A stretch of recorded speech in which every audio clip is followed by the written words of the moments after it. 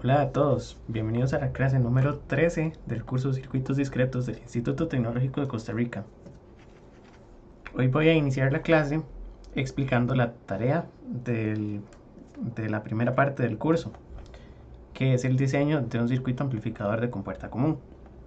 Esta tarea ya se las puse en el TEC Digital y tienen tiempo de resolverla y entregarla hasta el viernes 23 de octubre. Entonces, el objetivo principal de esta tarea es diseñar el amplificador que se ve aquí en la figura. Y este amplificador tiene, en lugar de resistencias, una polarización especial, que es una polarización con transistores MOSFET. Ven que el circuito no tiene ninguna resistencia. Entonces, primero voy a explicarles en qué consiste el circuito. El circuito lo que incluye es un transistor, que es el transistor M2, que es el transistor principal de esta configuración. ¿Por qué sabemos que es el transistor principal? Porque estamos observando que tiene la entrada conectada directamente al source. Esta es la tensión de entrada. Y la salida la tiene conectada del drain. Entonces, este es el núcleo de compuerta común. Ven que la entrada está en el source, la salida en el drain. La terminal que falta es la compuerta, por lo tanto es compuerta común. Y a esta configuración le vamos a poner algunas cosas. Entonces, el transistor M3 vemos que es un transistor PMOS.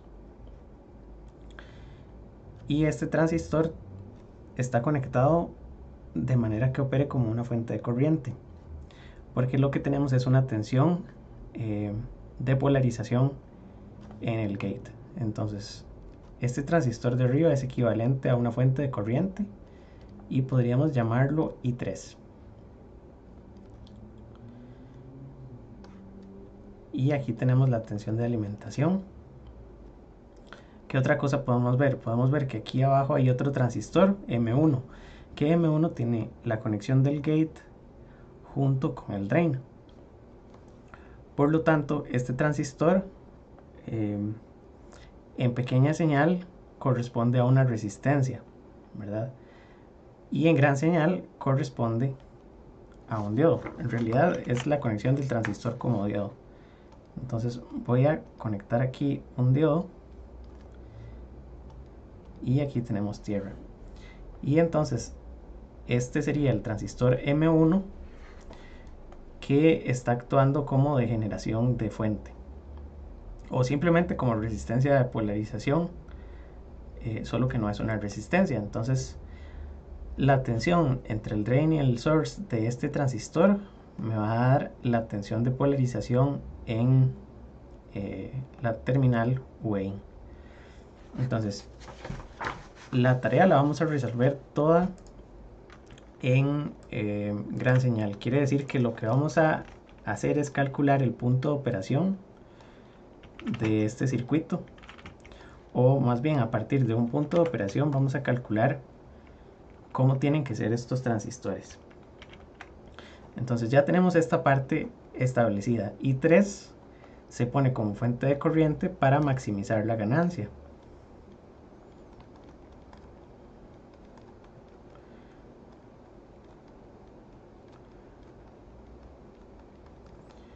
Y este otro dispositivo lo usamos simplemente como parte de la polarización.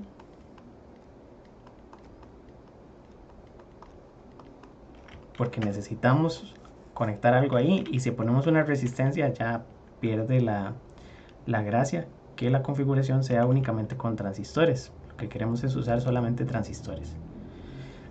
Ahora, del otro lado lo que tenemos son transistores todos conectados como diodos. Entonces, si tuviera que dibujarlos, los dibujaría así: 1,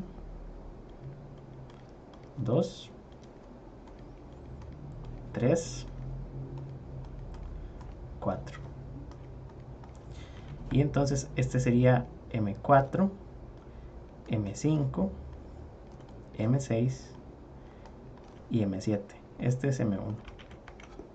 ¿De acuerdo? Estos 4 transistores tienen otra función. Ustedes recuerdan que en los circuitos que estudiamos en clase había polarizaciones y teníamos, por ejemplo, una polarización por la resistencia de base para los transistores bipolares o una polarización por resistencia de gate. Teníamos polarizaciones por divisor de tensión. Esto que está aquí es un divisor de tensión hecho con diodos, y la proporción o cuánto se deja cada diodo se puede determinar de manera muy específica. Ahorita hacemos las ecuaciones.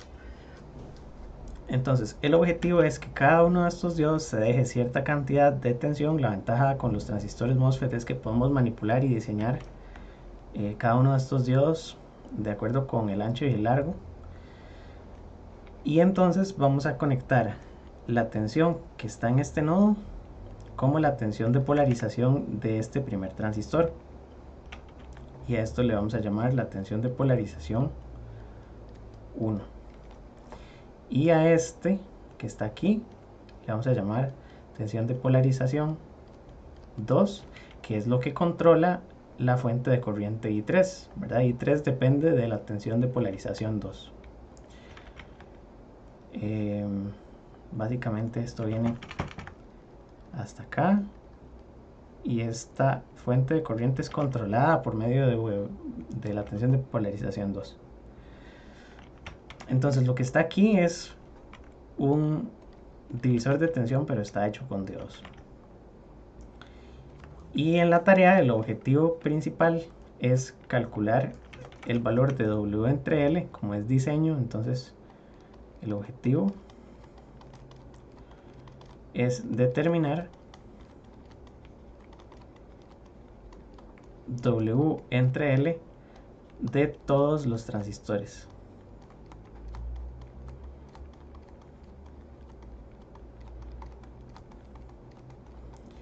Cumpliendo con una lista de requerimientos. Pero bueno, ya sabemos entonces qué es lo que está haciendo cada uno de estos 7 transistores.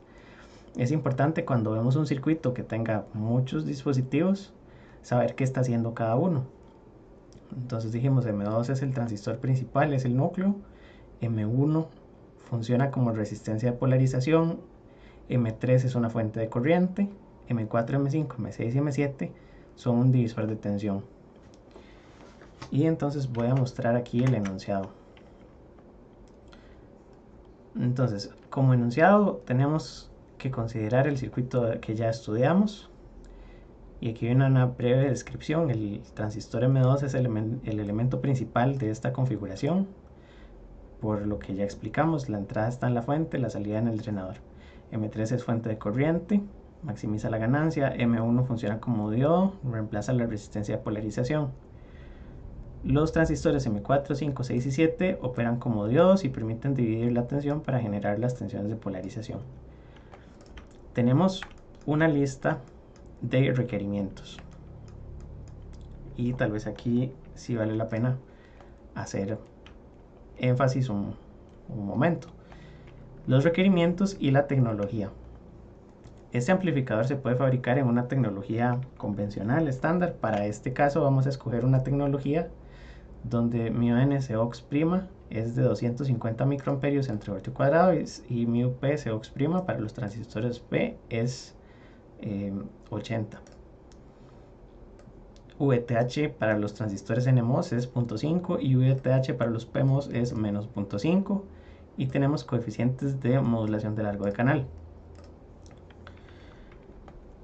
Ahora, la tecnología no la podemos cambiar. Lo que sí podemos cambiar es el ancho y el largo de cada transistor, pero estos parámetros son parámetros físicos que son de la fábrica. Y por ejemplo, en cada una de las tecnologías, si ustedes revisan ahora que anunciaron el último teléfono Apple, ellos utilizan tecnología de 5 nanómetros y ellos tienen una lista de parámetros. Por supuesto, estos no son públicos. Esta es una tecnología ficticia. Pero entonces cada compañía tiene sus propios parámetros de la tecnología. Los requerimientos son parte de lo que necesitamos lograr con este amplificador. Y entonces en este caso tenemos que la corriente I de 1 es de 500 microamperios. Vamos a anotarlas por aquí. La corriente I de 1 es esta que viene por aquí, es de 500 microamperios. Y eso implica que la corriente de polarización del transistor M2, que es el principal, también es de 500 micros. La corriente ID4, que es esta que viene por aquí, es de 50, es decir que le vamos a poner el 10% de la corriente principal a estos diodos de polarización. Y la explicación que tenía esto era para no gastar una cantidad muy alta de potencia en un circuito que solo está dividiendo tensión, ¿verdad? Aquí podemos gastar el 10% de la potencia para tratar de usar toda la potencia en amplificación y muy poquita potencia en el divisor de tensión. Luego tenemos que VDD es 3.3 voltios, estos son también los requerimientos. Y tenemos una impedancia de entrada de 50 ohms, es decir que la impedancia desde aquí tiene que ser de 50 ohms por alguna razón particular. Luego que 1 sobre GM1 es igual a 10 sobre GM2. ¿Qué quiere decir eso?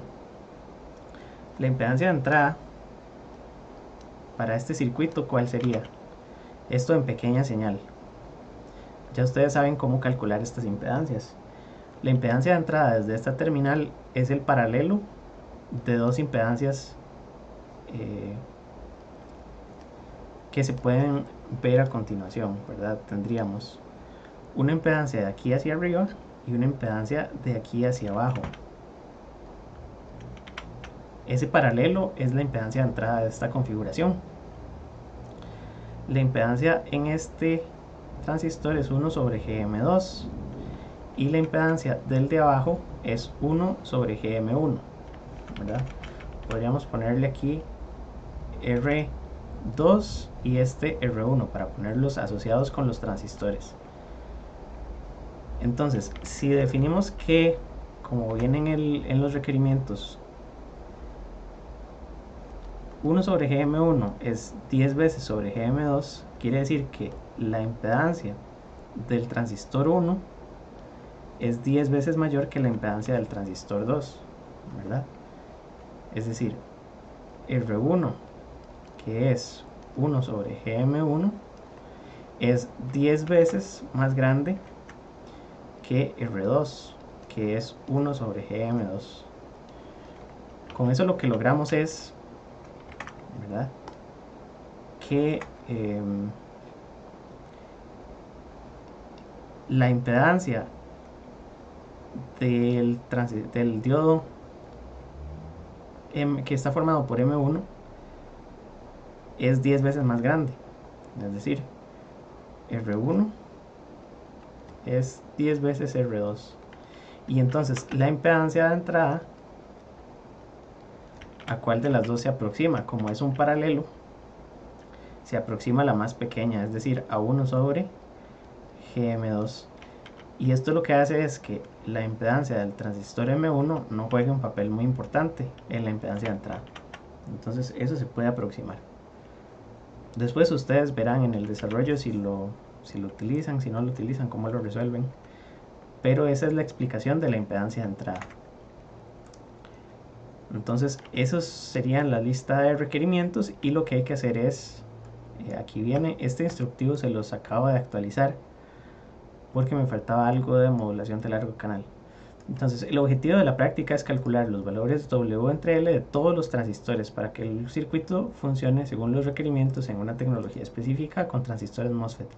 Y lo vamos a hacer todo en gran señal, es decir, vamos a diseñar la polarización, porque estamos considerando polarización. Obviamente las impedancias son de pequeña señal y eso sí es una parte de los requerimientos, pero el diseño de los W entre L se hace con la polarización. Y entonces vienen instrucciones. Las instrucciones dicen: desarrolla los cálculos que se solicitan en el orden que se establece. Para todos los cálculos a mano, esto fue lo que le agregué, pueden omitir el efecto de modulación de largo de canal. Es decir, que cuando desarrollen todo este procedimiento, de los puntos 1 hasta el punto 9, pueden omitir lambda. Ahí no lo tienen que considerar. Pero hay que incluirlo para el modelo de SPICE. Es decir, para el punto 10, que es la simulación del circuito, tienen que incluir el coeficiente de modulación de largo de canal. Cada ítem vale 10 puntos, así es como se van a calificar para un total de 100 puntos en la tarea, que equivalen a la calificación total, que es de un 3.33% de la nota final. Hay que escribir el procedimiento completo y encerrar en un recuadro cada uno de los resultados. Entonces, aquí viene punto por punto cómo calcular cada una de las cosas, y viene en una secuencia ordenada. Entonces, del punto 1 lo que dice es que el transistor M3 opera como fuente de corriente, determina el valor de polarización, de tensión de polarización requerido para obtener ID3, y suponiendo que W entre L3 es de 30 entre 0.18. Entonces aquí ya tenemos W entre L del transistor 3, y para ir haciendo como un esquema de lo que hay que ir resolviendo, en el punto número 1 lo que preguntan es cuánto es la tensión de polarización 2, ¿verdad? Cada uno de los ítems pide una variable diferente. Entonces, ¿cómo hago para calcular la tensión de polarización 2? Yo sé que este transistor tiene que tener una tensión de polarización que es VSG del transistor 3, ¿verdad? Y esa tensión es la que va a dar cuánta corriente está fluyendo por ese transistor. Entonces, relacionando, yo tengo que considerar que todos los transistores operan por lo general en saturación, porque esto es una fuente de corriente y queremos que también opere en saturación. De manera que entonces vamos a escribir, lo primero que hay que determinar es cuánto es VSG de ese transistor, y eso lo hacemos con la ecuación cuadrática. Yo sé cuánto es ID3, y esto es igual a un medio de mu P Cox', W entre L del transistor 3, VSG del transistor 3, menos VTH, pero entonces le ponemos VTH en valor absoluto del transistor P al cuadrado. Y por eso es que aquí no usamos modulación de largo de canal. De aquí entonces vamos a despejar VSG del transistor 3, y finalmente, ya sabiendo cuál es la tensión VSG, porque aquí lo que estamos calculando es cuánto es finalmente la tensión VOV, el overdrive, ya sabemos qué tan polarizado está ese primer transistor y sabemos cuál tensión de polarización 2 necesitamos. Entonces, por una malla sencilla, la tensión de polarización 2 es V de D menos lo que acabamos de calcular.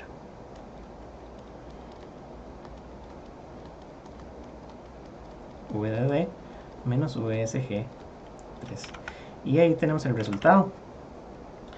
Entonces hay que ir resolviendo paso por paso cada uno de los ítems, ¿verdad? Ya sabemos cómo diseñar esta fuente de corriente, simplemente establecerle un valor de corriente directa. En el punto 2 preguntan o indican que el transistor M4 tiene que tener una tensión VGS4 igual a VDS4, que se cumpla que VDD menos VGS4 es la tensión de polarización 2, ¿verdad? Entonces hay que calcular cuál es W entre L4, sabiendo que la corriente, perdón, lo estoy pasando muy rápido. El transistor M4 tiene que tener una tensión VGS igual a VDS porque está conectado como diodo, de tal manera que se cumpla que VDD menos VGS es igual a la tensión de polarización, porque este también VDD menos VGS, que está desde aquí hasta acá, es decir, teniendo cuidado con cada una de estas cosas. VDD menos VGS es igual otra vez a la tensión de polarización. Determine W entre L para cumplir con este requisito si la corriente es de 40 microamperios. Entonces, para el segundo punto, ¿qué es lo que preguntan? W entre L. Y lo hacemos utilizando también la ecuación cuadrática, nada más que ahora sabemos que I de 4 es igual a un medio de mu n, porque este es un transistor n, Cox W4 entre L4 VGS 4 menos VTH del transistor N al cuadrado. Todos los transistores N son iguales, los NMOS. Y entonces sabemos que VGS tiene que tener un valor particular, porque ya sabía que aquí arriba hay 3.3 y este valor lo calculé en el punto anterior. Entonces yo sé que VSG3 es igual a VGS4, ¿verdad? Porque están en paralelo. Estoy viendo que este y este valor son iguales. Entonces a VGS4 lo que voy a hacer es que le voy a poner VDD menos la tensión de polarización 2, que es lo mismo que ponerle VSG3. Y entonces de aquí despejar W entre L del transistor 4 y así sucesivamente. Entonces de número 3, calcular el valor de GM1 y GM2 para cumplir con que la impedancia entrase a 50. Entonces ya les adelanté aquí, este sería como el adelanto del número 3, que las impedancias tienen esta relación, y entonces necesitamos que R1 en paralelo con R2 sería Rin,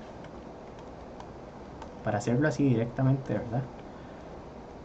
Rin es igual a R1 con R2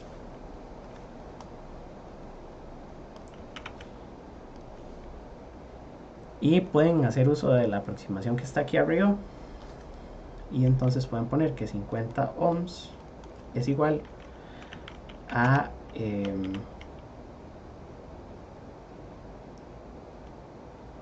1 sobre GM2, por ponerlo así. O si quieren que quede totalmente exacto, lo que van a hacer es lo siguiente: van a usar la condición que viene arriba en el circuito, ¿verdad? Que es que esto es 10 sobre GM1, y entonces van a poner 1 sobre GM1 por 10 sobre GM1 entre 1 sobre GM1 más 10 entre GM1, y de aquí despejan GM1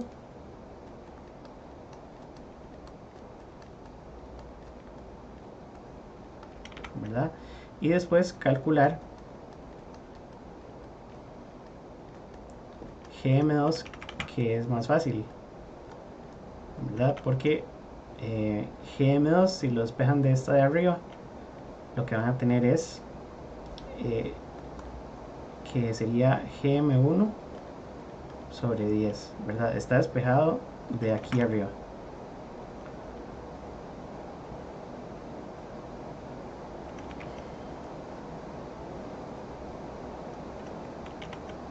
¿Verdad? GM2 es GM1 sobre 10. Está bien.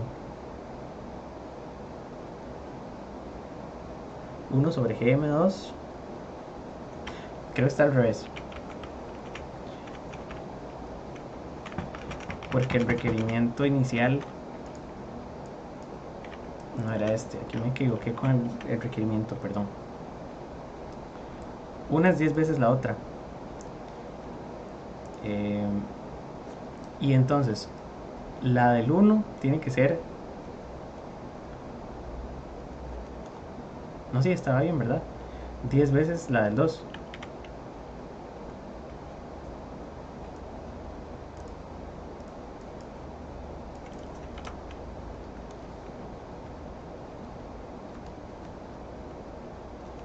Bueno, de aquí lo despejan. Entonces GM2 es... Ahora sí, 10 GM1, ¿verdad? Ustedes hacen los cálculos así más exactos. Tienen que revisar esto, pero creo que ahí está correcto. Porque entonces la del 2 es 10 veces la del 1.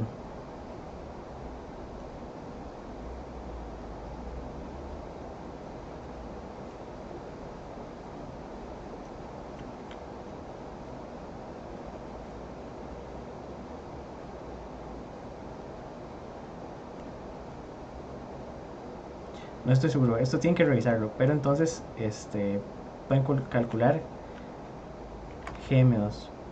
Por ahí tengo la solución, pero no quiero enseñárselas.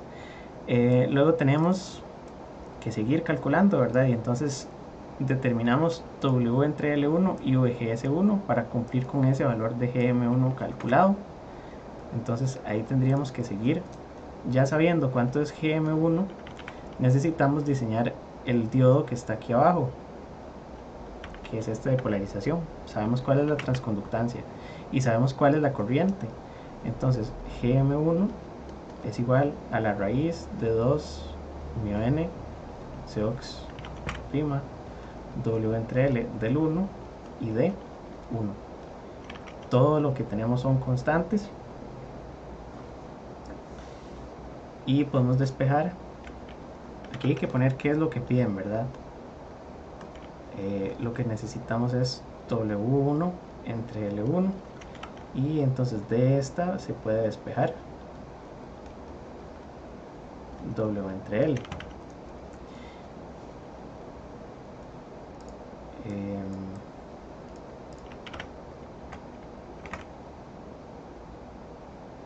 Preguntan en los comentarios que sí, que si lo pudiéramos aproximar a esto que está aquí. Y sí, también lo pueden aproximar, ¿verdad? Entonces de aquí pueden despejar GM2 y después calculan cuánto es GM1. Se puede hacer de cualquiera de las maneras.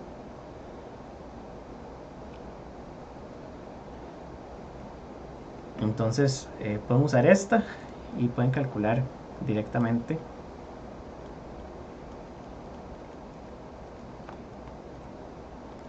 GM2. El problema es que entonces la impedancia no les va a dar 50 exactos, ¿verdad? Para hacer el cálculo exacto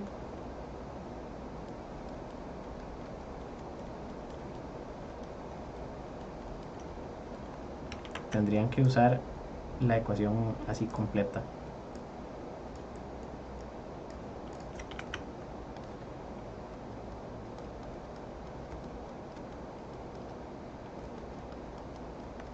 El cálculo exacto es este. De aquí despejan GM1 y GM2.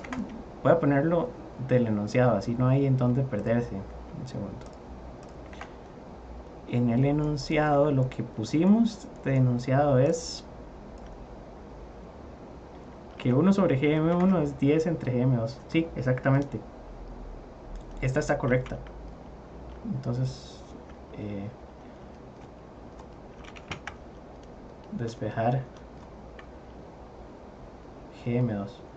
Pueden hacerlo de la forma exacta, creo que es más bonito y queda más elegante porque entonces la impedancia de entrada va a dar 50 exactos. Y aquí tienen el procedimiento, ¿verdad?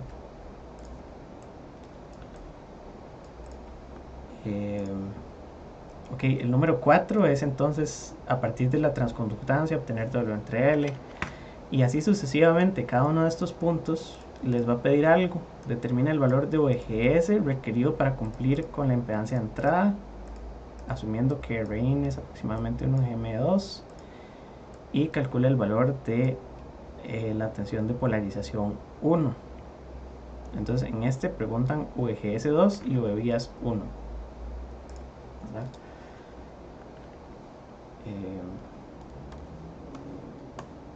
Voy a seguir aquí, perdón por el desorden. Entonces VGS 2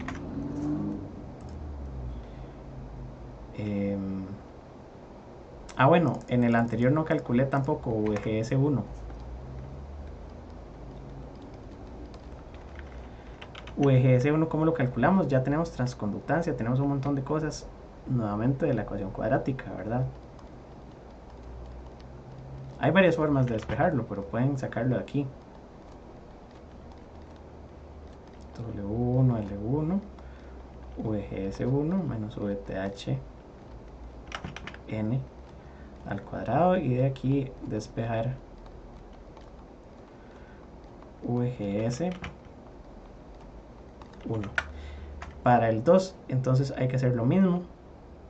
Como el transistor de arriba tiene una transconductancia GM2, por donde voy,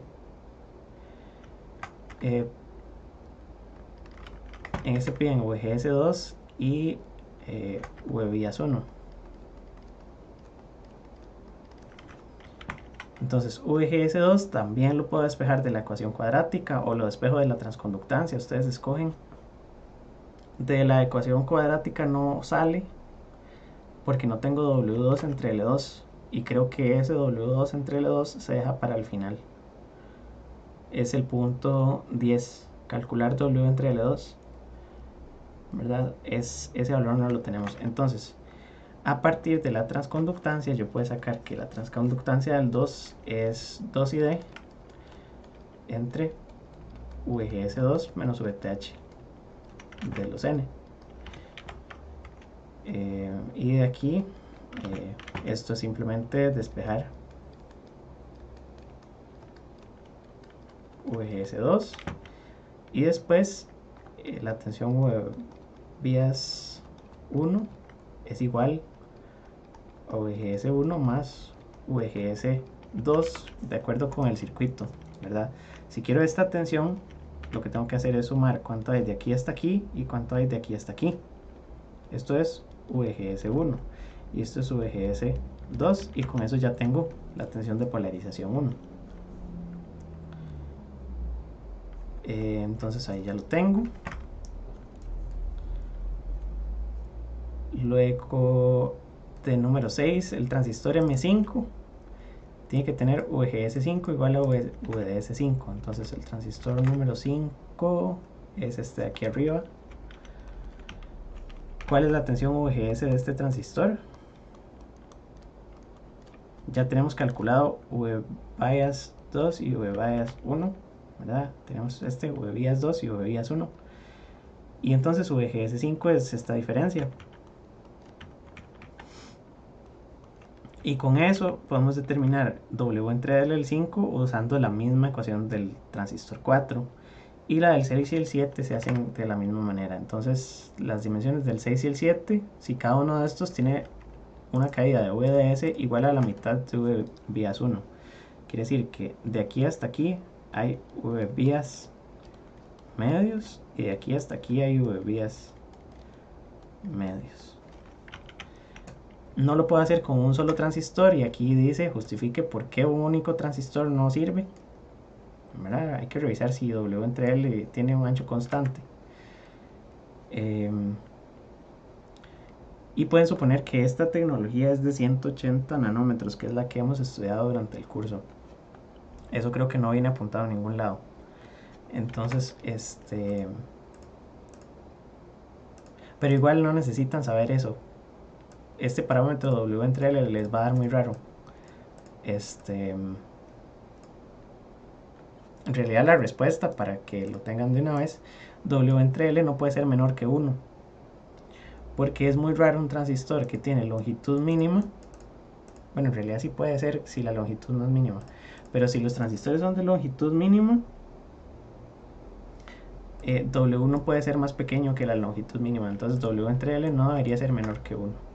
Preguntan si en el punto 6 está bien que VS4 menos VGS4. Voy a ver cuál es el punto 6. Dice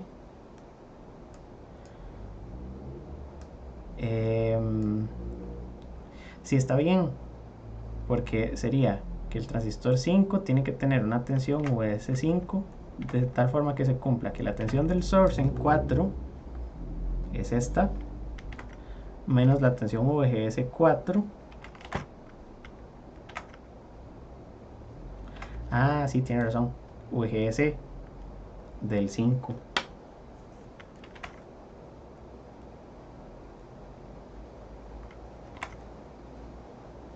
Ajá, sería VS4 menos VGS del 5.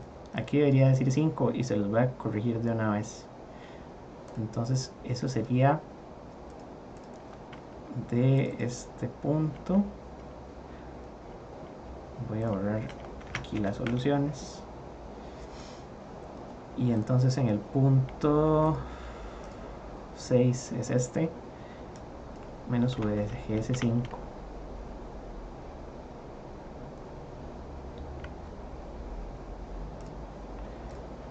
Gracias por la corrección.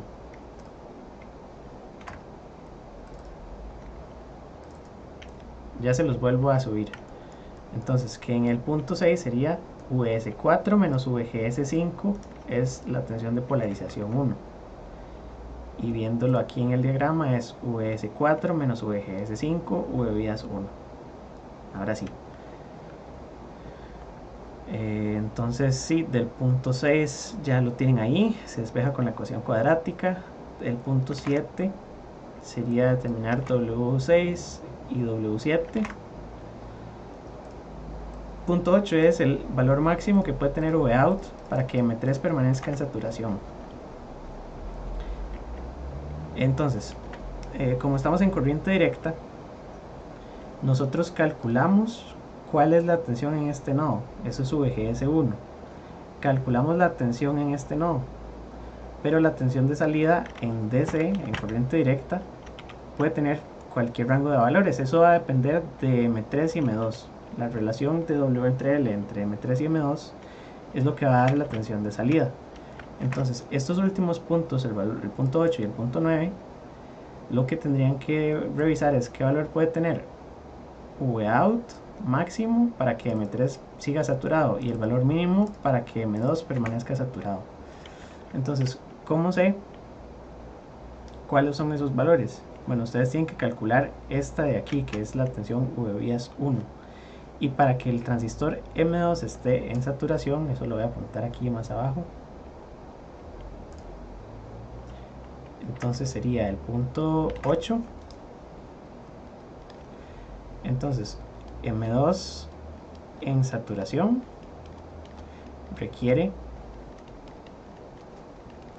que VDS2 sea mayor que VGS2 menos VTH, ¿verdad?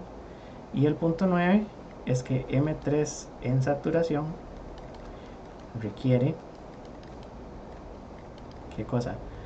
Este es un PMOS, entonces VSD2 mayor que VSG, perdón, este es el 3, mayor que VSG3 menos VTH del P en valor absoluto. Esas son las condiciones, y entonces a partir de aquí lo que tengo que armar son las ecuaciones para ver si puedo despejar Vout, ¿verdad? Teniendo todo lo demás. Entonces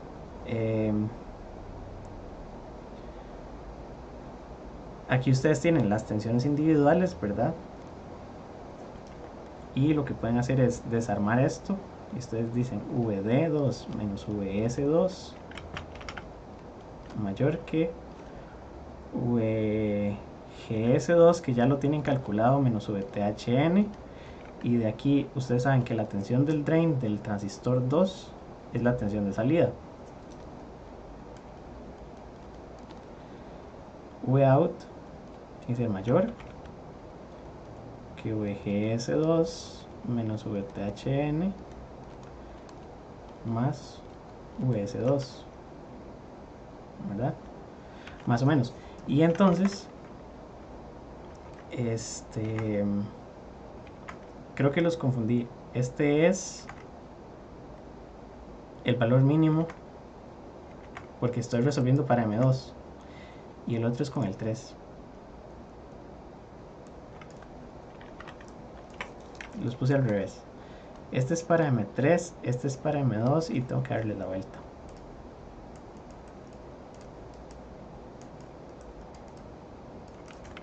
¿Verdad? Entonces aquí tienen Vout que tiene que ser mayor que eso, y de este lado también lo que tienen es VS3 menos VD3 mayor que VSG3 menos VTH P, y entonces aquí tienen VS3 menos Vout porque es el drain del 3.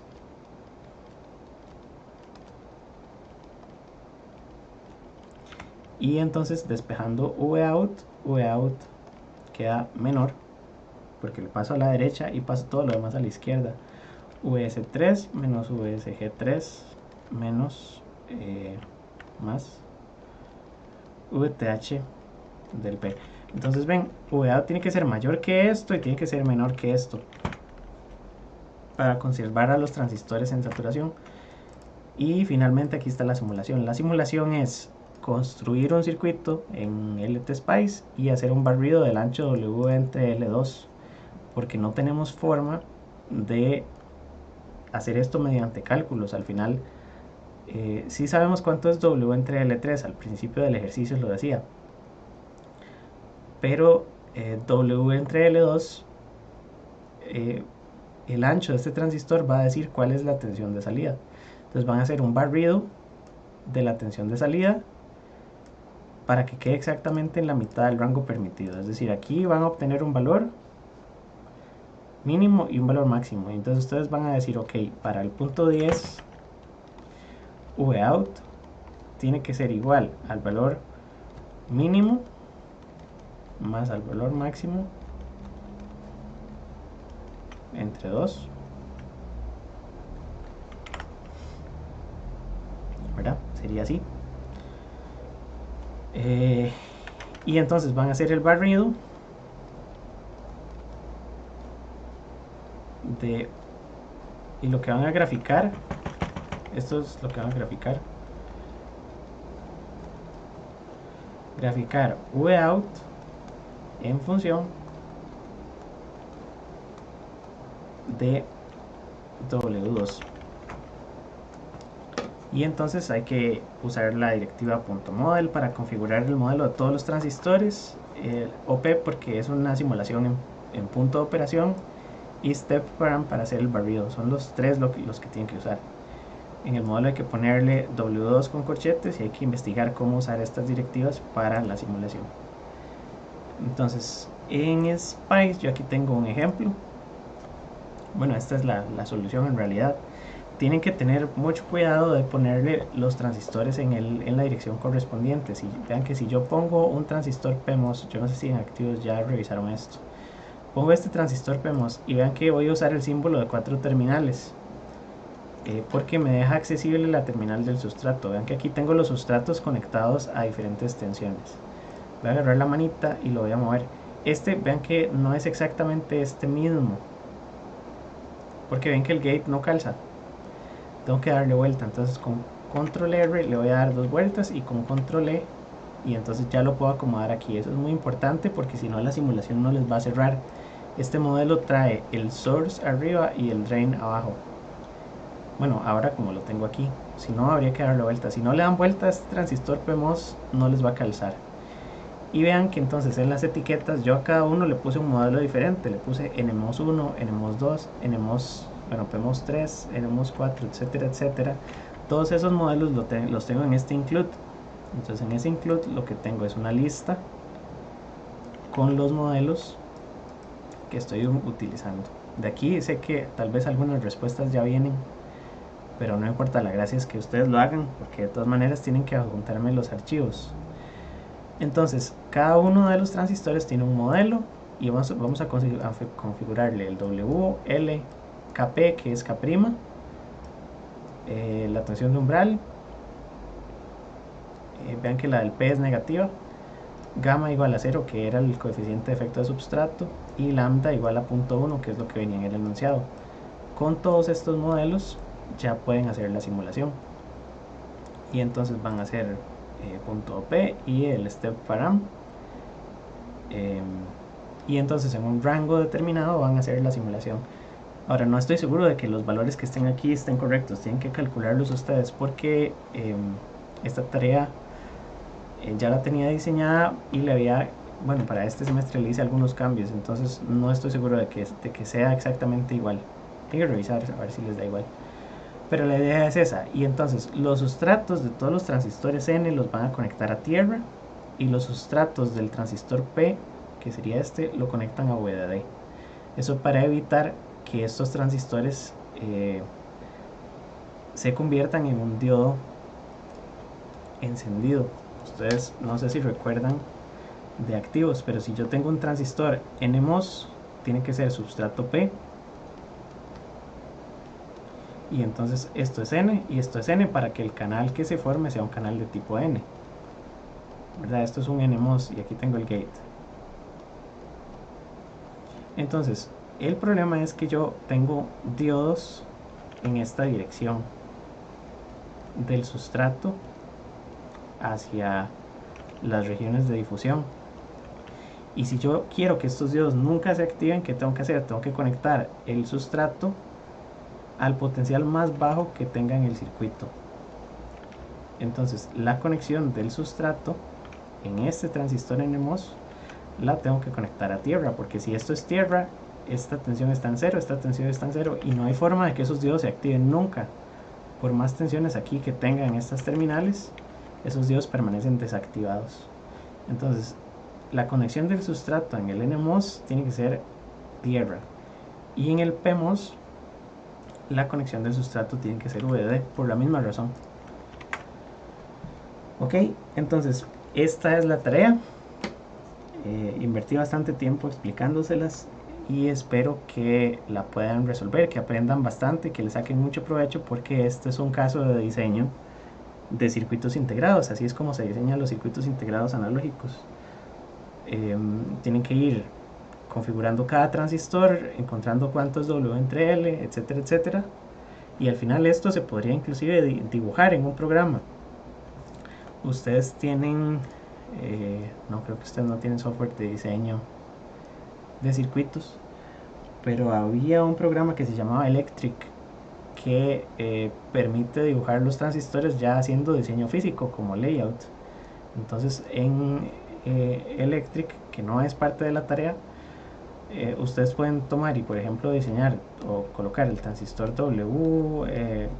transistor M2, y entonces ustedes le ponen cuál es la longitud y cuál es el ancho de este transistor, y después ustedes lo van a conectar aquí con una vía, porque esto es polisilicio, y entonces aquí pasan al metal, y el metal hacen aquí conexiones metálicas y conectan otro transistor por aquí que puede ser más largo, etcétera, etcétera. Entonces esta vía usted aquí pone la otra conexión metálica, y así, y entonces podrían eventualmente llegar a armar un layout, que creo que hasta el momento en los dos cursos de activos y discretos no se hace,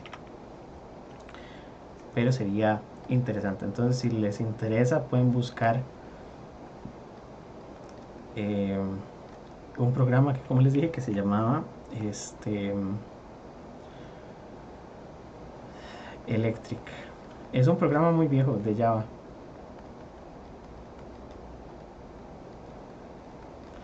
Para hacer layouts, porque con eso pueden aprender mucho. Yo creo que ese también tenía cómo simular, etcétera. Bien, entonces esto sería lo que tienen que resolver en la tarea. El video les queda aquí en YouTube, entonces pueden basarse en este video para hacer la solución. Y instrucciones de entrega: vamos a hacer la tarea en parejas, igual que el semestre pasado para activos. Entonces ahora en discretos pueden hacer la tarea en parejas, y tienen que escribir un reporte en formato paper de 2 columnas que incluya entonces el título, un título que ustedes escojan: diseño de un amplificador de compuerta común en tecnología de tanto, resumen, qué es lo que se busca, un resumen de todo, la introducción, la teoría básica de la configuración, metodología, que es el procedimiento, los resultados anotando todos los cálculos punto por punto, los circuitos, ¿verdad? Entonces tienen que poner estos circuitos, ustedes los exportan. Aquí esto tiene tools, write image to EMF. Entonces aquí pueden sacar gráficos de vectores, o esto inclusive guardan esta figura y la meten en Word y la recortan ahí bien bonito. ¿Y qué más? Las gráficas, por supuesto, de la simulación con análisis, conclusiones y bibliografía. O sea, hacer un pequeñito reporte de investigación donde ustedes concluyan qué fue lo que lograron, si pudieron diseñar la configuración, cuánto les dio al final el W2, por qué W2 hay que hacerlo únicamente simulado y no se puede calcular a mano, ¿verdad? Eso es una gran pregunta que tienen que analizar aquí en el análisis y en las conclusiones. ¿Por qué W2 tuvimos que simularlo? Porque todas las demás las calculamos, pero W2 solo sale simulada. Y para la simulación adjuntan un archivo ASC, un archivo PLT. La tarea la suben al TEC Digital. Creo que la entrega ya está habilitada. Tienen tiempo hasta el viernes a medianoche, viernes 23, perdón. y tienen que comprimir todo en un zip para que suban un solo archivo zip. No vamos a aceptar entregas tardías. Entonces traten por favor de cumplir con la hora para que no tengan esta penalización, ¿verdad? Creo que les expliqué bastante bien la tarea. Pueden escribirme dudas por correo, pero traten de resolverlo ustedes con lo que ya les compartí. Y eso sería.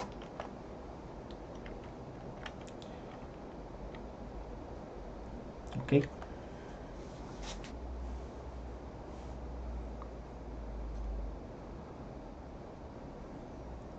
Muy bien, vamos a continuar con la clase.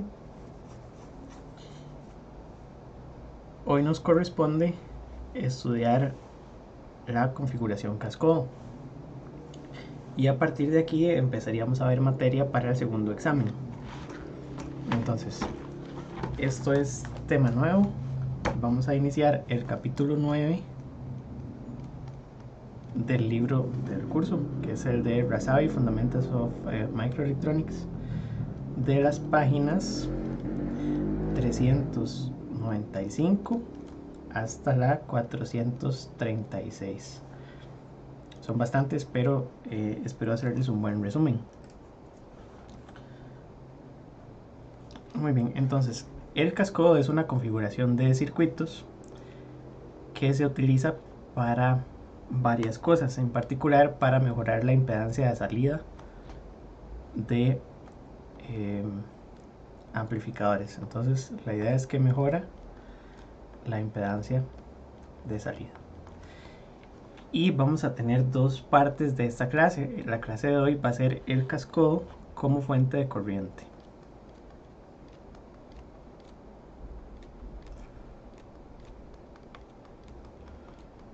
Fuente de corriente. Porque también hay un circuito que se llama el amplificador cascodo. Y el amplificador cascodo es usar el mismo circuito pero en pequeña señal. Entonces vamos a ver consideraciones iniciales. Lo primero es si tenemos una fuente de corriente y la fuente de corriente es ideal, ¿cuál es la impedancia de esta fuente?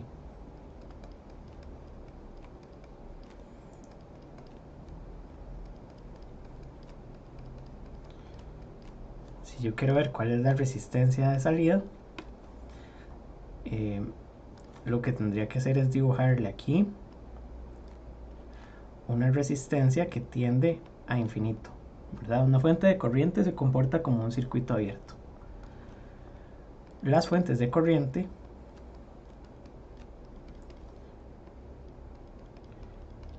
tienen entonces una corriente que vamos a ponerle algún valor, pero tienen una resistencia en paralelo que es una resistencia parásita. Y entonces le sucede lo mismo a los transistores. Si yo quiero un transistor bipolar, para devolvernos un ratito a los bipolares, y quiero configurarlo como fuente de corriente, ¿qué tengo que hacerle a este bipolar? Tengo que ponerle una tensión de polarización de corriente directa en la base. Y puedo suponer que el emisor lo conecto a tierra. Este circuito entonces tiene una corriente, ¿verdad?, que va a depender, o voy a poner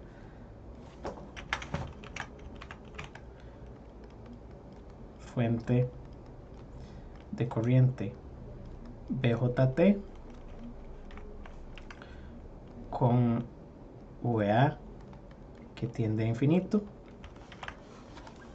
¿verdad? Y entonces la impedancia de salida de esta fuente, así, es infinita. Esto sería una fuente ideal. ¿Cómo calcula la corriente? La corriente de colector es IS por la exponencial de VB, o la tensión base emisor, ¿verdad?, entre VT menos 1. que es la ecuación de Shockley.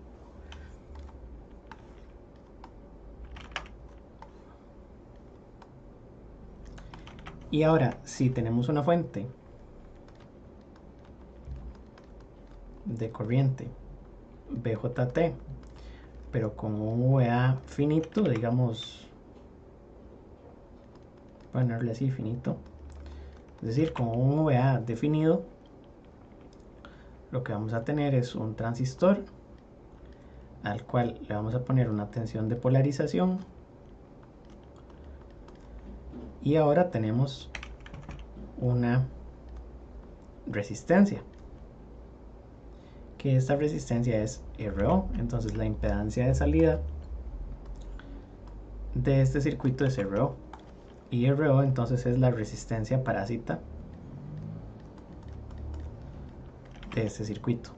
¿Cómo calculo entonces la corriente de colector? La corriente de colector sería, creo que no me va a caber, pero entonces sería IS por la exponencial de VBE entre VT menos 1 por 1 más la tensión colector emisor entre VA.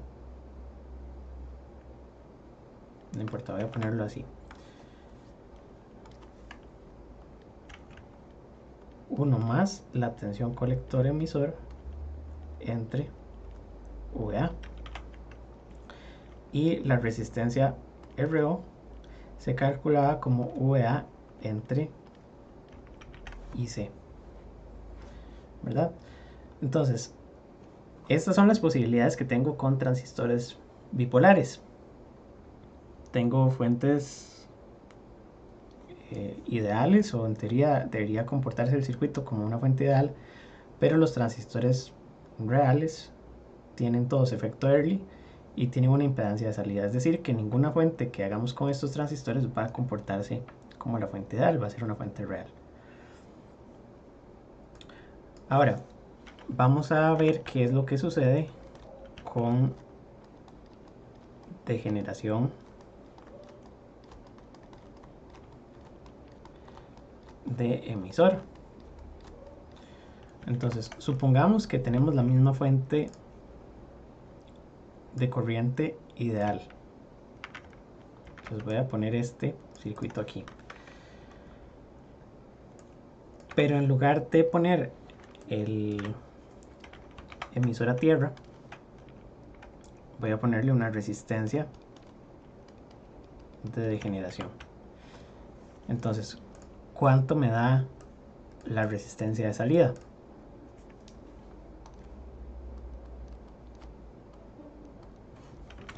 La resistencia de salida da exactamente igual, da infinito, porque este transistor no tiene efecto Early. Pero si yo quisiera ver la fuente de corriente con RE para transistor bipolar, pero con VA finito, aquí las cosas cambian, porque entonces yo tengo un circuito, ¿verdad? Todo esto es como recapitulación, porque ya en alguna parte del curso hemos visto estas cosas. Tengo RE, tengo aquí una impedancia que es RO, esto sigue siendo una tensión de polarización. ¿Y cuál es esta impedancia? ¿Verdad? Esta pregunta sí es más complicada. Entonces, de las clases anteriores nada más voy a apuntar la solución. No caigan en la trampa de hacer RO más RE, porque es incorrecto. La impedancia ROUT es la siguiente.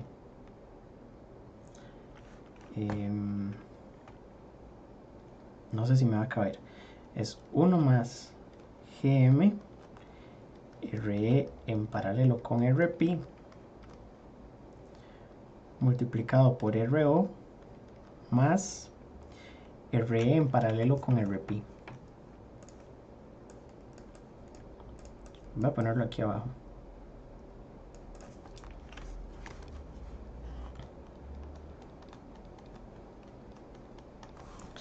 Entonces, esta es la solución completa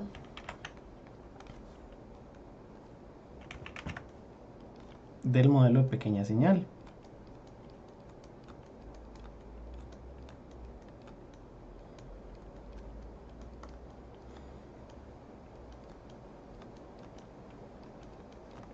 Modelo de pequeña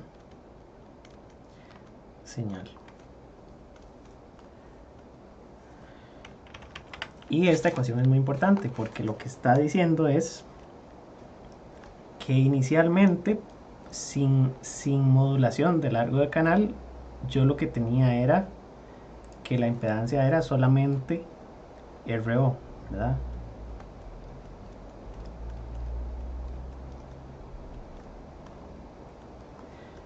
Pero cuando le puse la resistencia de emisor,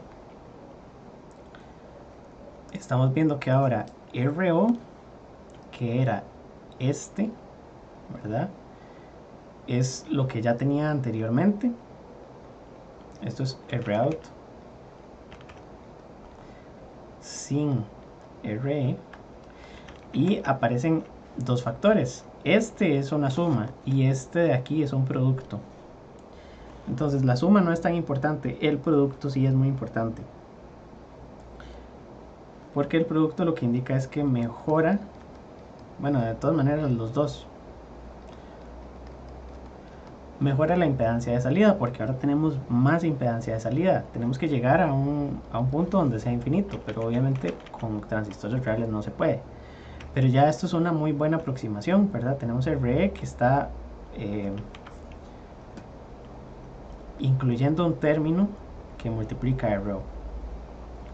Y podemos escribir una ecuación aproximada. Entonces, en el libro lo que hacen es que se van a hacer algunas aproximaciones y entonces vamos a decir que este producto es mucho más grande que la suma y entonces cancelamos primero todo este término de la derecha y después vamos a distribuir y agrupar de manera distinta. Entonces lo que va a quedar es, déjenme revisar,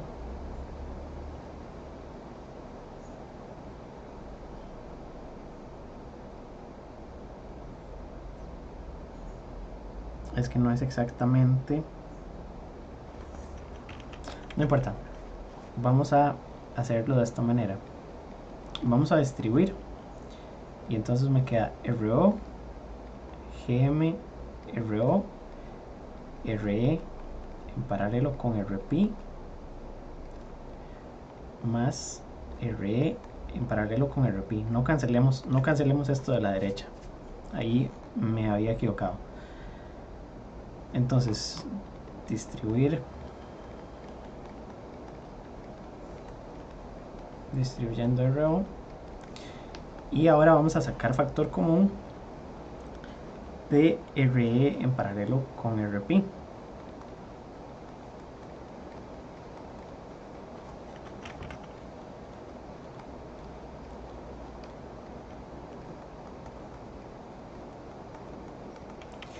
Y entonces lo que nos queda es lo siguiente. Nos queda, para ponerlo igual que el libro, 1, que es este de la derecha, más GMRO, RE en paralelo con RP, más RO, que también sigue siendo lo que tenía inicialmente y un término que representa lo que mejora este circuito. Entonces el efecto de RE es que todas estas constantes van a pasar a sumar, ¿verdad? Y entonces por eso esta segunda es una ecuación un poco más interesante, porque trata de cuánto se le está sumando a esa impedancia que teníamos inicialmente. Entonces vamos a considerar esta como la ecuación. Entonces, sabiendo esto, ¿qué pasa si tratamos de llevar RE a infinito, porque lo que me interesa es que la impedancia sea cada vez más y más y más grande. ¿Cómo podríamos hacer para que RE sea lo más alto posible? Ya ustedes vieron en la tarea que yo puedo reemplazar cualquier elemento del circuito por más transistores. Y entonces eso es lo que nos lleva a la definición del cascodo. El cascodo es un circuito donde vamos a reemplazar, se reemplaza, perdón, aquí estoy usando esto, se reemplaza RE por otro transistor.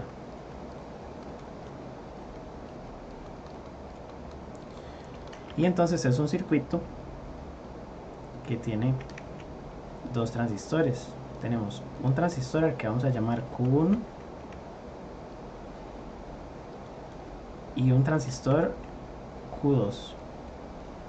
El orden es muy importante porque se va a ver reflejado en las ecuaciones. Cuando hacemos esto, los dos transistores tienen que operar como fuente de corriente, por supuesto, porque los dos van a tener la misma corriente. Entonces hay que definirle una tensión de polarización al transistor 2 y una tensión de polarización al transistor 1. Pero siendo así, lo que vamos a determinar es cuál es la impedancia de salida de esta configuración. Entonces, para poder hacer el cálculo, nosotros sabemos cuál es la impedancia del transistor 2. ¿Verdad? En este transistor, si yo observo de aquí hacia abajo, o tal vez para no contaminar mucho la figura, voy a copiarla.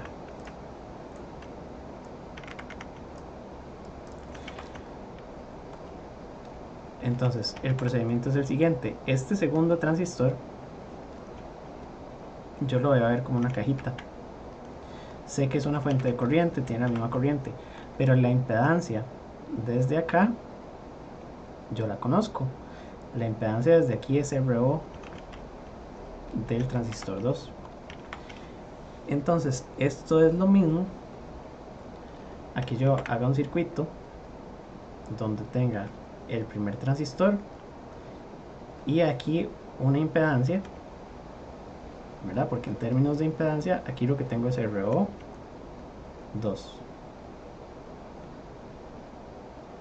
Por supuesto, la gracia no es ponerle la resistencia, porque sería el mismo caso anterior.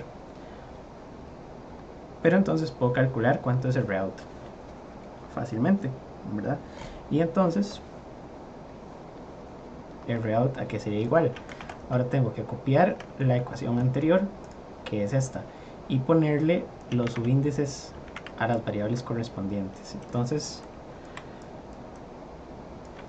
lo que tengo que hacer es reemplazar RE por RO2. Eso es lo primero. Y todas las demás variables son del transistor 1, ¿verdad? Tengo que separar cuáles son del 1 y cuáles son del 2. Entonces, todas estas que están aquí puestas son GM1, RO1, RP1 y RO1. Y aquí va RO2, que era la resistencia de emisor, ¿verdad? Entonces, este lo voy a poner incluso hasta de otro color. Así. Y entonces RO2 es la resistencia de degeneración de emisor, ¿verdad? Y entonces prácticamente lo que estoy haciendo es que a la impedancia del transistor RO1 le estoy sumando toda la impedancia del transistor 2. Entonces esto también se puede aproximar y lo que se supone es que toda la parte de la izquierda es mucho mayor que la parte de la derecha. Entonces eso se aproxima a 1 más GM1 RO1 RO2 en paralelo con el RP1, porque esta segunda parte no es tan significativa como todo esto que lo que tenemos del lado izquierdo es un producto. Tal vez aquí no tenemos datos numéricos, pero estas son aproximaciones. El libro hace muchas aproximaciones. Y lo otro es que este 1 también vamos a considerar que es mucho menor que todo esto. Entonces al final esto va a quedar como GM1, RO1, RO2 con RP1. Pero estas son aproximaciones. Vamos a utilizar la ecuación completa como la ecuación más cercana a la realidad. Y vamos a dejar estas como algunas aproximaciones que se hacen en el desarrollo del libro. Porque dependiendo del ejercicio a veces sí son muy diferentes, entonces hay que estarlas comparando. La derivación matemática nos lleva a esta primera.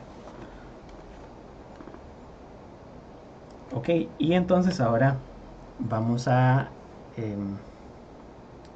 considerar que esta es una fuente que tiene una impedancia de salida que es mucho mejor. Vamos a hacer un ejemplo un poco más adelante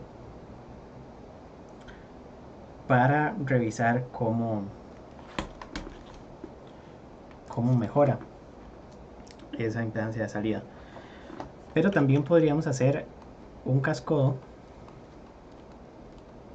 con transistores PNP. Entonces, si el cascodo con transistores NPN era este, yo sé que la corriente de salida es esta, ¿verdad? Pero en este circuito yo estoy tomando corriente de un circuito que venga aquí arriba. En la práctica, lo que tengo que conectar ahí arriba es una resistencia de carga, ¿verdad? Y entonces sería un circuito, nada más como para poner en contexto.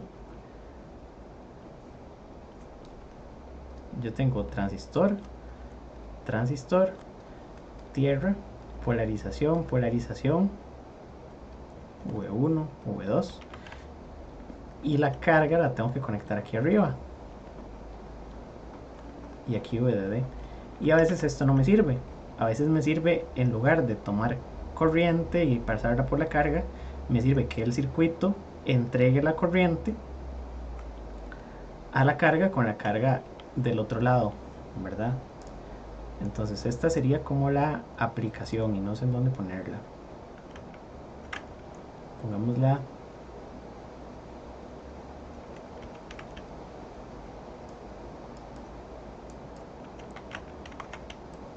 Pongámosla aquí abajo, no importa.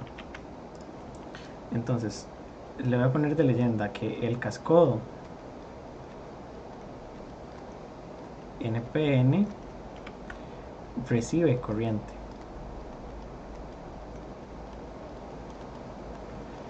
Y podríamos verlo como una fuente que se denomina current sink, que no sé si en español existe este término. Es un sumidero, creo que es como se traduce. Es algo que recibe o que toma la corriente. Pero si queremos un cascodo que entregue ahora corriente, lo que vamos a hacer es que vamos a conectar transistores PNP. Y entonces tendríamos que conectarlos de esta manera.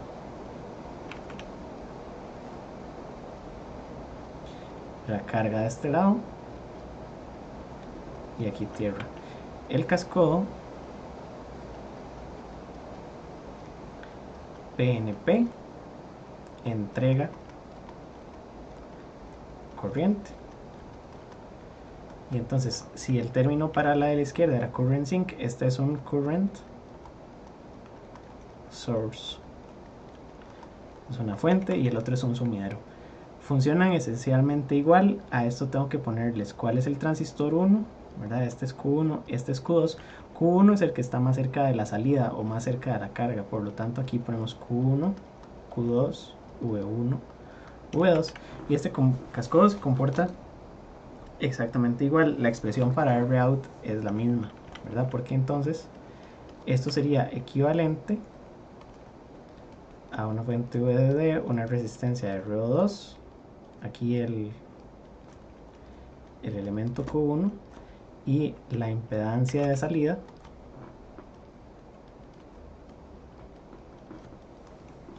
es la misma. Entonces tenemos que copiar la misma expresión. o voy a anotarlo. Rout tiene la misma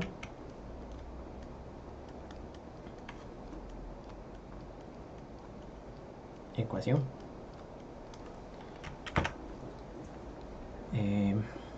Ok, entonces ese circuito funciona muy bien. Y lo que vamos a hacer es revisar un pequeño ejemplo. Entonces, como ejemplo, me interesa revisar el ejercicio 9.1 que está en la página 425. En este curso vamos a estudiar casi que el resto de lo que nos queda del libro. Entonces lo que dice es que un cascodo bipolar, porque también hay cascodos MOSFET, tiene que IS1 es igual a IS2 es igual a 6 por 10 a la menos 17 amperios. Beta para ambos, beta 1 y beta 2 es igual a 100. Y lo que interesa es dimensionar la parte de polarización. Entonces esto es diseño de polarización.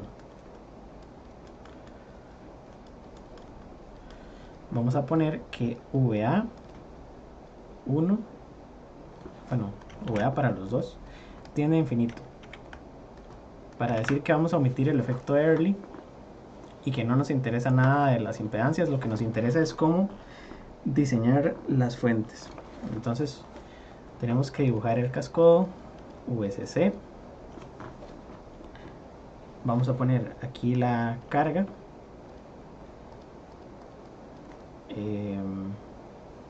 Y no puse qué tipo de transistor, entonces es un cascodo bipolar NPN. Aquí tengo los dos transistores, tierra de este lado, y tengo que calcular V1 y V2, ese es el objetivo. Que ya eso también en la tarea estuvimos analizando cómo se hace. Entonces, la pregunta para la parte A sería: calcule V2 para obtener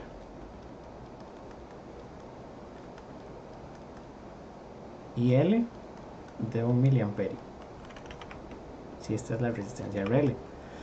Entonces, ¿cómo hacemos eso? Lo que tenemos que revisar es que la corriente IL es la misma corriente que va a pasar por los transistores. Esto es IC y esto es IS por exponencial de la tensión base emisora entre VT menos 1. Si tuviéramos efecto Early, también habría que hacer algunas consideraciones, porque aquí tendríamos que ponerle todo lo del efecto Early y definir un valor para la tensión colector emisor. Y lo que podríamos decir es que la tensión colector emisor tiene que ser mayor que la tensión base emisor para que el transistor permanezca en la región activa. O podríamos ponerlo igual al borde de la región activa y entonces que la tensión colector emisor sea la misma. De aquí entonces despejamos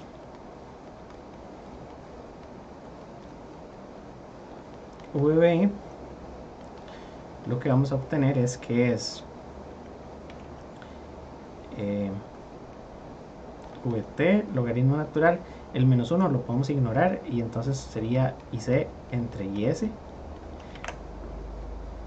Y cuando hacemos el cálculo, esto tiene que dar, aquí yo lo tengo apuntado, o creo que igual puedo hacer todos los cálculos, no importa. Entonces vamos a despejar la tensión base emisor y entonces vamos a sustituir los valores numéricos. Tensión base emisor sería 26 milivoltios por el logaritmo natural de 1 miliamperio entre 6 por 10 a la menos 17 amperios. Y eso nos da que la tensión base emisor, aquí podríamos hacerla en la calculadora, entonces voy a abrirla. Esto era de la otra tarea, es la de activos.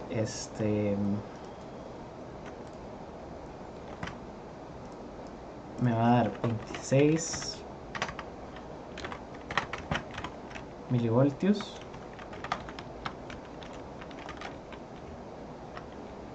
Creo que no se ve, ¿verdad? Entonces voy a ponerla así en grande. Por el logaritmo natural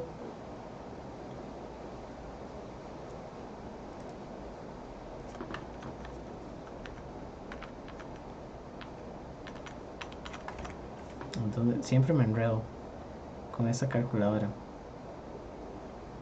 Aquí está. Logaritmo natural de 1 miliamperio entre 6 por 10 a la menos 17. Y esto nos da 791.55 milivoltios, que sería la tensión que hay que ponerle a, ¿verdad? Esto sería VB1. No, 2. En realidad es la misma para los dos, solo que el problema primero nos está pidiendo calcular V2. Entonces aplica para ambos, ¿verdad? Porque los transistores están en serie y son iguales. Entonces tiene la misma tensión base emisor los dos. Si los transistores fueran diferentes, es decir, tuvieran distinto IS, tendríamos entonces que revisar. Entonces V2 sería igual a la tensión base emisor. V2 sería 791.55 milivoltios.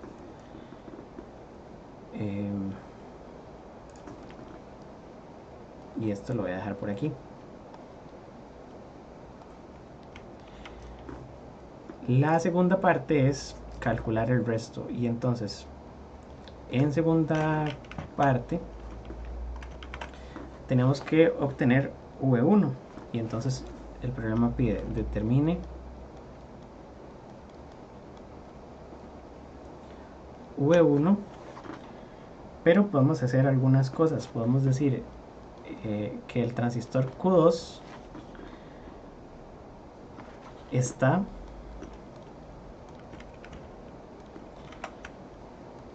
al borde de la región activa directa. Entonces, ¿qué significa eso? Significa que en activa directa la tensión del colector tiene que ser mayor que la tensión de la base, o que la tensión del colector emisor tiene que ser mayor que la tensión de la base emisor. Entonces lo que está diciendo es que si está en el borde, la tensión del colector 1 es igual a la tensión de la base 1. Por lo tanto, la tensión del colector 1 sería también 791.55 milivoltios, ¿verdad? Y para ir construyendo de manera visual el circuito, podríamos dibujarlo incluso, ¿verdad? Así es como vamos a ir diseñando el cascodo. Teníamos que la tensión base emisor, esta, ya la habíamos calculado y es la misma que esta, porque los transistores están en serie. Entonces dijimos que la tensión en este nodo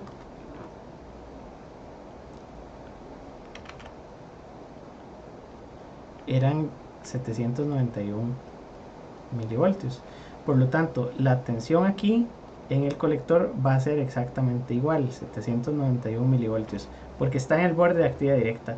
Ven que si esta tensión cae,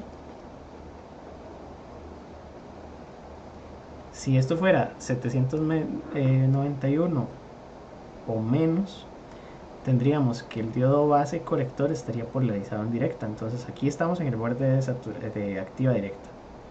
Y entonces la tensión en esta otra terminal sería la tensión del colector, la tensión de la base del segundo transistor es la tensión del colector del 1 más la tensión base emisor que teníamos calculada. Entonces tenemos la tensión base 2 sería 791.55 milivoltios más 791.55 milivoltios, de manera que la tensión V2, que es la tensión que estábamos buscando, y toda la solución yo la estaba haciendo con azul, entonces voy a seguir con azul, sería 2 veces eso. Entonces voy a poner el resultado por 2, 1.583.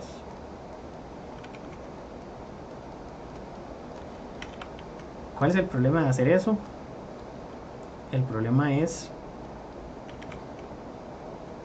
que si la tensión en este otro nodo es de 1.58 voltios y yo aquí tengo una fuente de, por poner algún valor, de 1.8 voltios, ¿cuál es la tensión posible para esta resistencia?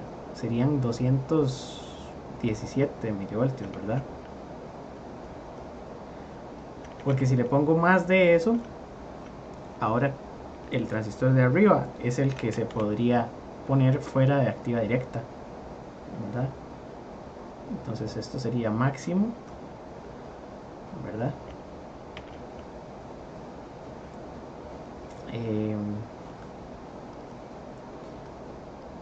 Y esto sería 791 como mínimo. ¿Por qué están al revés? Porque 791 tiene que ser como mínimo. Si tenemos 600 o 500 en esta terminal, este diodo se polariza y entonces tenemos corriente para arriba también. Y ahora esta es la caída de tensión en esta resistencia. Eso, entre más caída de tensión, menos tensión tenemos aquí. Entonces esta tensión también tiene un mínimo y la tensión es 1.58 voltios como mínimo. Por lo tanto, vean que tener el circuito diseñado de esta manera nos limita la tensión que le podemos entregar a la carga, que no importa porque es una fuente de corriente, pero puede que no nos alcance si tenemos una resistencia muy grande, ¿verdad? El circuito es una fuente de corriente, pero si la resistencia es demasiado grande, el problema es que no vamos a poder entregarle la cantidad de corriente que necesitamos. Entonces, lo que podemos hacer es diseñar el circuito con algunos requerimientos un poco más relajados y podemos decir, determine V1 si Q2 está en saturación débil.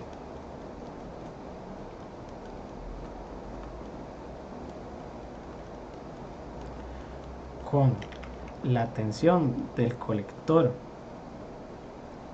1 igual a la tensión de la base del 1 menos 300 milivoltios. Es decir, que la tensión del colector puede caer 300 milivoltios por debajo de la tensión de la base. Entonces aquí lo que tendríamos que hacer es decir que entonces la tensión del colector 1 serían 791.55 milivoltios que teníamos antes en la base del 1 menos 300 milivoltios. La tensión del colector 1, vamos a ir redibujando todo esto para ver cómo nos queda ese circuito. Entonces esa es 791, esa ya la tenemos. No podemos ponerle otra ahí porque necesitamos 791 para que este transistor de abajo conduzca una corriente de 1 miliamperio. Pero ahora estos ya no son 791. Esta de aquí ahora tiene otro valor, son 791, 491. Entonces aquí podemos permitirnos tener una tensión mínima de 491 milivoltios. Y entonces aquí en la base del transistor 2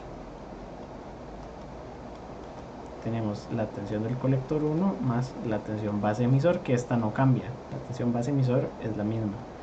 Entonces la tensión de la base 2 sería 491 55 más 791, y la tensión V2 ahora tiene otro valor.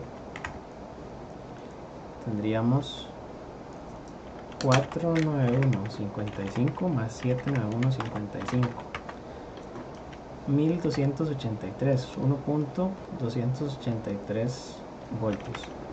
Entonces esto ahora tiene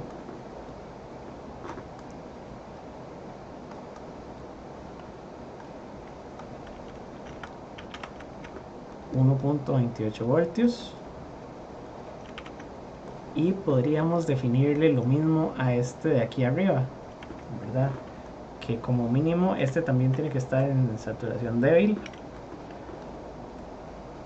y entonces vamos a tener que la tensión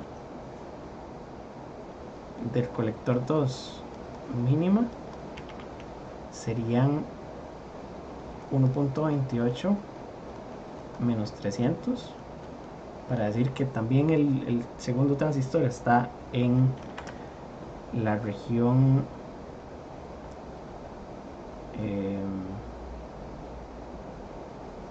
bueno, y es que aquí, un segundo,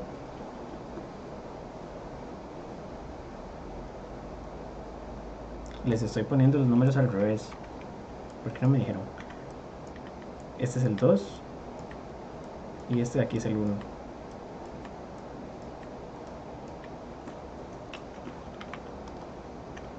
Porque el 2 es el de abajo.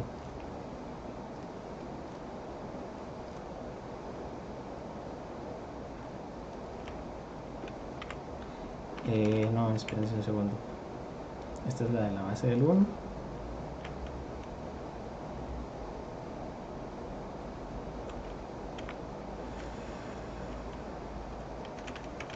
¿Qué estoy haciendo? Vamos a ver. Este es Q1 y este es Q2. Entonces, esto es tensión de colector del 1. Esa está bien. La tensión de la base del 2 es colector 1 más... Ajá. No, sí está bien. Porque me enredé. Ok, entonces la tensión del 2 mínimo es esto. Y tendría 1283 menos 300. Entonces, esto sería 0.98 voltios, que sería esto de aquí, y eso entonces nos deja una diferencia de casi 800 milivoltios, ¿verdad? Aquí en esta resistencia podrían caer 800 milivoltios, que ahora está mucho mejor, ¿verdad? Porque entonces todo el circuito que esté ahí conectado tiene una tensión más alta para trabajar. A este le voy a poner igual 1.8 voltios. Ok, entonces por eso es que queremos diseñar a veces transistores que estén en la región de saturación débil. Mira, aquí está la tensión V2. La tensión V1 ya la teníamos.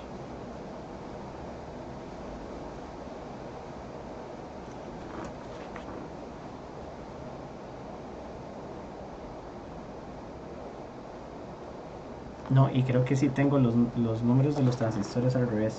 Q1, Q2. No, siempre han estado así. Q1, Q2. Ajá.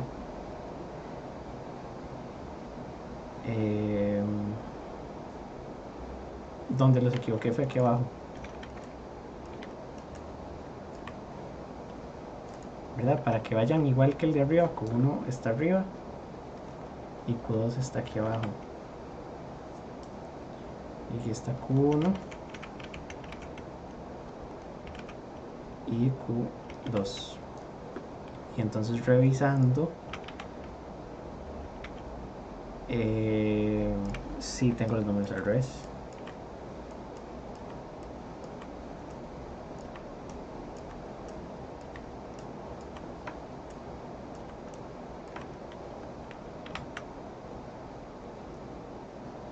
Y yo creo que en este de arriba también, ¿verdad?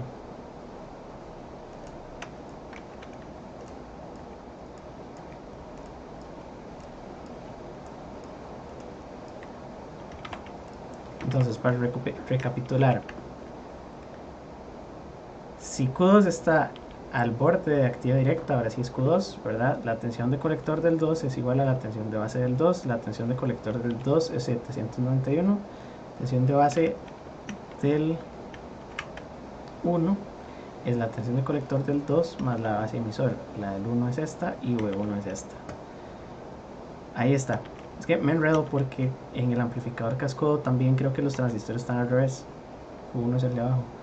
Aquí tendríamos entonces que la tensión de colector del transistor 2 es la tensión de base del 2 menos 300. Entonces la tensión del colector 2 es esto, la tensión del colector ya la calculamos. Luego la tensión de base del 1 es la tensión del colector 2 más esto, la tensión de base es esto, la tensión V1 es esto y la tensión de colector del 1 mínima. Y así estamos. Entonces, así como está bien dimensionado. Y entonces esto le deja más tensión a la carga, ¿verdad? Entonces, la carga puede tener una caída máxima de 800 milivoltios. La carga puede ser variable, ¿verdad? No importa que la carga se deje menos tensión. El problema no es que el transistor aquí tenga 1 voltio en el colector o que tenga 1.2 voltios en el colector. No importa el valor de la carga, pero si la carga es demasiado grande, ya no va a funcionar, ¿verdad? Lo que pasa es que entonces este circuito permite cargas de hasta 800 milis entre 1K, son 800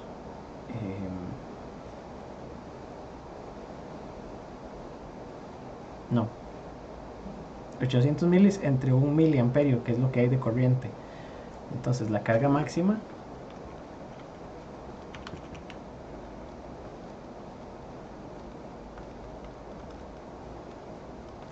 sería 800 milivoltios entre 1 miliamperio, son 800 ohmios, mientras que el de arriba tiene una carga máxima de 200 ohmios, ¿verdad? Y ahí es donde está la diferencia. Entonces voy a pasar esto para acá.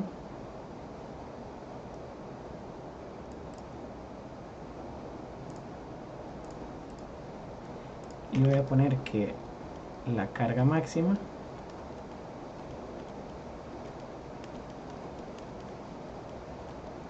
es RL, abajo le puse IL y es RL.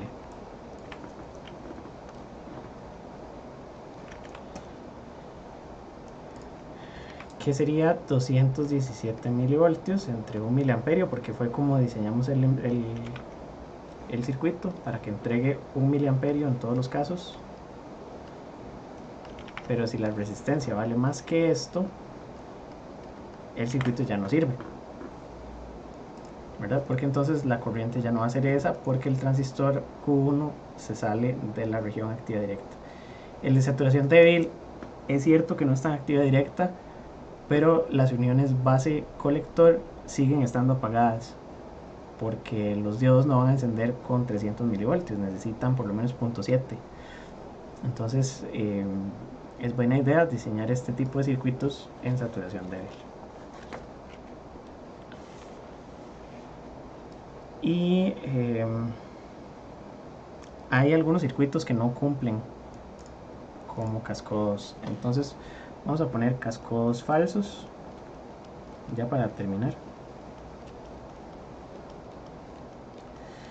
Y entonces vamos a ver que podríamos polarizar un circuito como este. Y entonces ponemos Q2 y Q1, donde Q2 es un PNP. Y le ponemos una tensión de polarización V2, una tensión de polarización V1. Este circuito se puede dimensionar para que entregue una corriente perfectamente de 1 miliamperio, no hay ningún problema. El problema está en la impedancia de salida, porque la impedancia de salida de este circuito, el problema es que la impedancia de aquí hacia abajo es 1 sobre GM2, ya no es RO. Entonces, cuando hagamos el equivalente de pequeña señal, vamos a ver que después de resolver el circuito, este cascodo tiene una impedancia que es apenas 2 RO1. Si los transistores son iguales. Esto es después de hacer todo el desarrollo del circuito equivalente. Entonces, no es un circuito que mejore significativamente la impedancia de salida, ¿verdad? Esto es después de resolver las ecuaciones.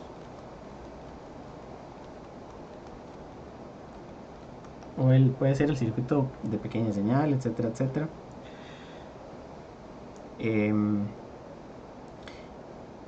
Y ni siquiera hace falta resolverlo, porque lo que tenemos es que este circuito se aproxima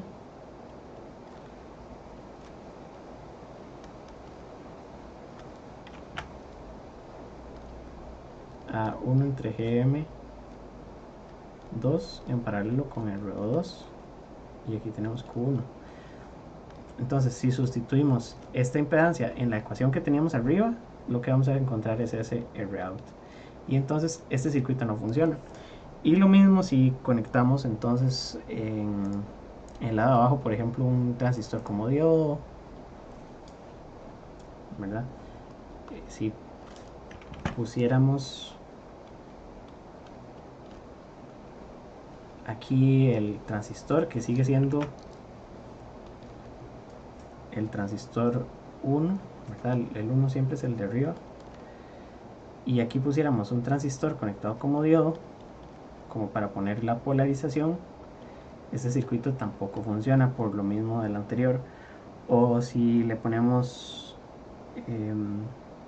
no sé, se me ocurre Q1, y ahora a Q2 le tenemos correctamente un transistor bipolar, pero le ponemos una resistencia. Entonces, esta resistencia en la base del segundo transistor hace que el circuito no funcione, porque en pequeña señal esta tendría que estar a tierra y la resistencia pasa en serie con el emisor. Tampoco sirve polarizar el de abajo por autopolarización, tiene muchas complicaciones el circuito. Entonces, si esta de aquí la polarizamos por autopolarización, el circuito tampoco funciona, ¿verdad? Todos estos circuitos están mal diseñados, este también. El único circuito que funciona es cuando los dos transistores son del mismo tipo, ¿verdad? Y entonces hay que tener eso en mente. Ok, entonces vamos a quedar aquí con la clase, porque ya no nos dio tiempo para hacer nada más. Lo que me faltaba era ver el cascodo con MOSFETs, pero eso lo podemos hacer en la otra clase, y empezaríamos a estudiar el cascodo como amplificador. Estas serían las fuentes cascodo, y así es como se diseñan. Creo que eso sería por ahora. Entonces quedamos aquí y nos vemos en la siguiente clase el viernes. Muchas gracias, hasta luego.